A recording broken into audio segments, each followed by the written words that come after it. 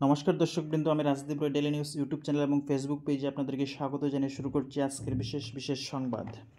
সংবাদের শিরোনাম: বরাক নদীর জল, সেওয়া হি সমর্পণ, সিএম ভিজিলেন্সের অভিযান, অরুণোদয় 3.0 এর কার্ড বিতরণ, গুঙ্গুর মেডিকেলে চুরির ঘটনা, একটি সুখ সংবাদ।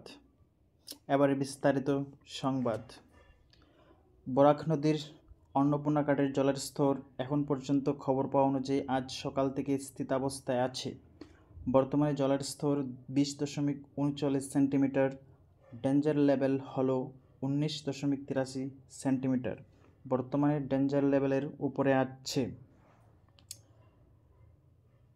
প্রধানমন্ত্রী জন্মদিন উপলক্ষে কাছাড়ের সেওয়া হি সমর্পণ কার্যসূচির আয়োজন।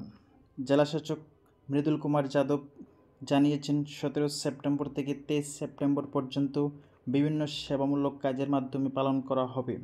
কার্যসূচির প্রথম দিন অর্থাৎ 17 সেপ্টেম্বর জেলায় 10টি স্থানে আয়োজন করা হবে রক্তদান শিবির।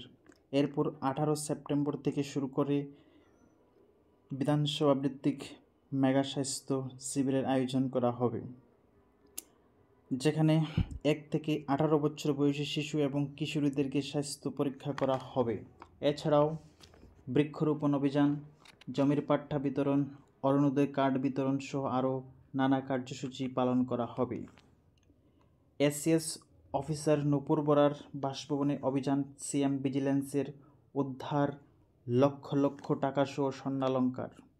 গতকাল এসিএস অফিসার নূপুর বরার বাসভবনে সিএম ভিজিলেন্সের অভিযান চালালো।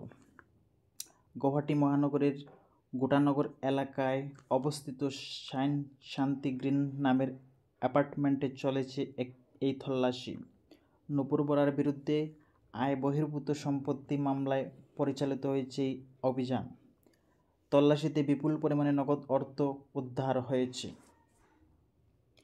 অরুণোদয় 3.0 কার্ড বিতরণ 17 সেপ্টেম্বর এর পরিবর্তে 25 সেপ্টেম্বর গুয়াহাটি পশু চিকিৎসা মহাবিদ্যালয় খেলার মাঠ খানাপাড়াতে বিতরণ করা হবে।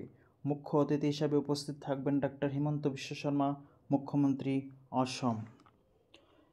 শিলচর গুঙ্গুর মেডিকেল কলেজে রাত 2:10 মোবাইল চোর ধরা পড়েছে। আফজল নামের মোবাইল চোর মেডিসিন ওয়ার্ডে ঢুকে পড়ে রাত 2 ঘটিকায়। রোগীর বেড থেকে মোবাইল নিয়ে চম্পট মারার সময় অর্থোপেডিক্স বিভাগের ভিতর থেকে মোবাইল সহ হাতে নাতে ধরা পড়েছে সেই চোর।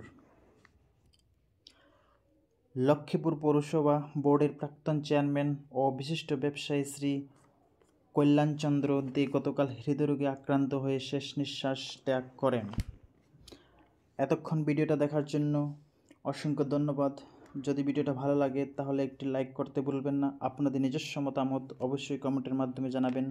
যারা ভিডিওটাকে ইউটিউবে দেখছেন চ্যানেলটাকে সাবস্ক্রাইব করে বেল আইকনটা প্রেস করে রাখবেন, এবং যারা ফেসবুকে দেখছেন অবশ্যই পেজটাকে ফলো করে রাখবেন।